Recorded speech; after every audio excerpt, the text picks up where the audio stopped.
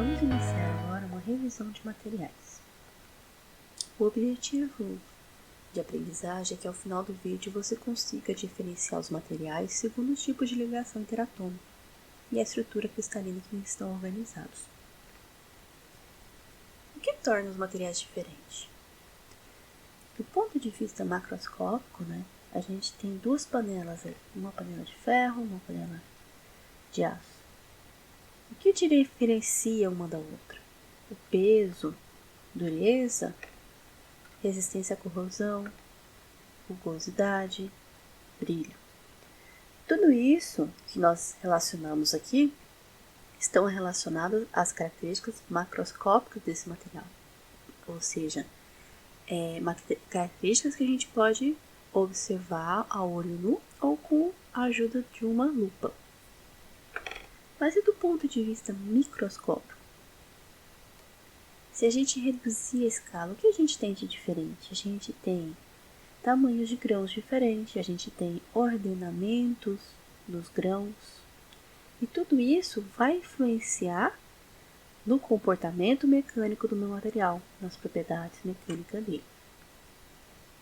Se a gente reduzir a escala para uma escala atômica, então, do ponto de vista de escala atômica, a gente tem átomos organizados de forma diferente, estrutura atômica diferente.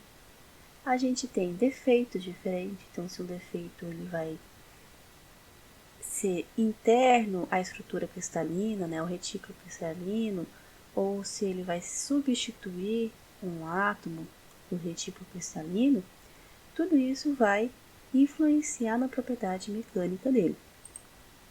E por fim, se a gente tem átomos diferentes, também a gente vai ter propriedades diferenciadas.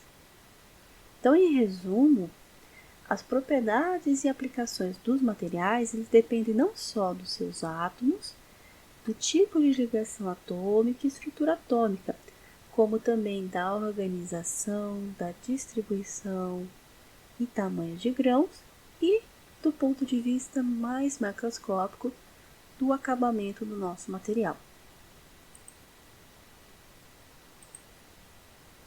Mas o que são átomos? Lembrando lá do modelo de Dalton, toda matéria é formada de átomos. A gente sabe que o modelo de Dalton ele não é mais utilizável, mas alguns conceitos da sua teoria atômica ainda estão valendo, como que cada elemento tem um modelo atômico e que átomos iguais correspondem ao mesmo elemento, e se a gente tem substâncias, essas substâncias são formadas por dois elementos ou mais diferentes. Então, vamos lembrar qual que é o modelo hoje vigente de átomo. Então, a gente tem um núcleo positivo, formado por prótons e nêutrons, enquanto que a gente tem elétrons na eletrosfera, formando as camadas de eletrosfera, que forma o negativo no nosso sistema. Então, lembrando aí. A gente já viu também que a forma como esses átomos estão ligados, eles vão diferir nas propriedades mecânicas. E aqui a gente está focado só nas propriedades mecânicas. Então, a gente tem ligações que podem ser iônicas, ou seja, elas ocorrem entre cargas opostas de átomos. Então, um átomo cede seu elétron para o outro átomo. Um exemplo disso aqui, a gente tem o composto de cloreto de sódio, em que o sódio está fornecendo um elétron para a última camada do cloro, que a gente chamava de camada de valência, lá no ensino médio. E aí o que a gente tem aqui? O sódio fica positivo, porque ele perde o elétron, e o cloro fica negativo. Então, a gente tem a formação de íons, por isso que a gente tem uma ligação iônica. Sólidos que são formados por esse tipo de ligação, eles são sólidos a temperatura ambiente, eles são materiais duros e frágeis, igual às cerâmicas. eles também têm alta temperatura de fusão, porque é uma ligação muito forte. Então, para você quebrar essas estruturas cristalinas todas, na verdade, quebrar essas ligações atômicas para esse sólido ficar no estado líquido, a gente precisa ceder muita energia na forma de calor, tá bom? E eles são péssimos condutores de eletricidade, por isso que materiais cerâmicos são utilizados para isolamento térmico e isolamento elétrico, né? Outro tipo de ligação é a ligação covalente. Na ligação covalente, a gente tem o compartilhamento de elétrons. Então, o elétron nem deixa de ser de um átomo e nem passa a ser de outro átomo. Então, o que a gente vai observar aqui é que ora o elétron vai circular um átomo, ora ele vai circular o outro átomo. Vendo? Uma hora ele vai para cá, outra hora ele vai para lá. Que é o exemplo da nossa água aqui, ó. H2O. E do ponto de vista de materiais, né, os sólidos ligados covalente, eles são sólidos à temperatura ambiente.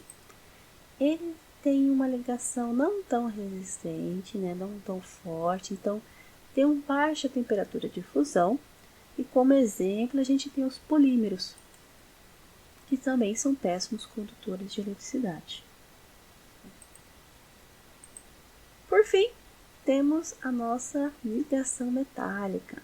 O que acontece na ligação metálica? Os últimos elétrons lá da camada de valência, eles ficam distribuídos em uma nuvem de elétrons, né? Um mar de elétrons. Então, o que acontece é que você gera um potencial, uma diferença de energia, seja elétrica ou térmica, esses elétrons eles vão se movimentar. Bom, então, sem esse potencial, eles se movimentam aleatoriamente, e se a gente coloca uma temperatura maior e uma temperatura menor, eles vão da temperatura maior para menor. Que é o que acontece quando a gente pega no cabo da panela e a gente sente que ele está quente. Os sólidos metálicos também são sólidos à temperatura ambiente. Eles são materiais dúcteis, né? Então são materiais que eles se deformam bastante até se romper. E eles são bons condutores de eletricidade e térmicos também, justamente por esse mar de elétrons aí que vai fazer esse transporte da energia. Além das ligações atômicas, a gente sabe que a forma como os nossos átomos estão organizados dentro do nosso material muda a propriedade mecânica. Isso a gente vai chamar de estrutura cristalina. Um bom exemplo disso, a gente tem o grafite do nosso lápis, né, que a gente tem uma estrutura que é tudo carbono, tudo carbono, e a gente tem o diamante. Se a gente comparar a dureza do diamante com o grafite, o diamante é bem mais duro, mas não deixa de ser átomos de carbono. E o que mudou aqui? O que mudou aqui foi a forma como que esses átomos estão organizados. Tá? Então isso é muito importante. A gente vai ver que alguns elementos, algumas substâncias simples, elas têm essa propriedade de apresentar estruturas cristalinas diferentes. Essa propriedade de apresentar estrutura cristalina diferente é chamada de alotropia. E um elemento que a gente vai estudar muito é o ferro. O ferro, à temperatura ambiente, ele tem a estrutura cúbica de corpo centrado. Então, aqui a gente tem átomos em cada vértice do cubo e um centralizado no nosso material. A partir do momento que eu alcanço a temperatura de 910 graus, o meu ferro ele passa da estrutura cúbica de corpo centrado para uma estrutura cúbica de face centrada. Então, observe que aqui a gente continua tendo vértices preenchidos por átomos, E no meio, cada face, ó, no meio de cada face, a gente tem átomos também. Por isso que é cúbico de face centrado, CFC. E se a gente aumenta mais um pouquinho a temperatura, o nosso ferro, o ferro delta, ele volta para a estrutura cúbica de corpo central. Então, por hoje é só. Obrigada.